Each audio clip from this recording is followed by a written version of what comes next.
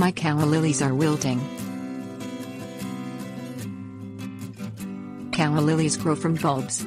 Those planted in the ground flower in summer, after which the bulbs may be dug up and replanted the following year. Container plants may be maintained indoors year-round. Calla lilies wilt for two reasons, one more serious than the other.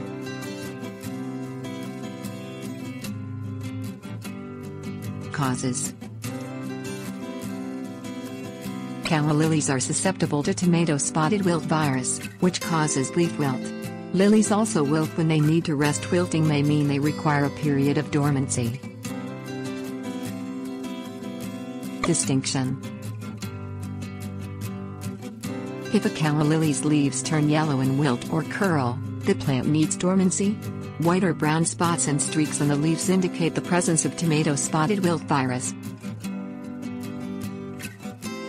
Treatment.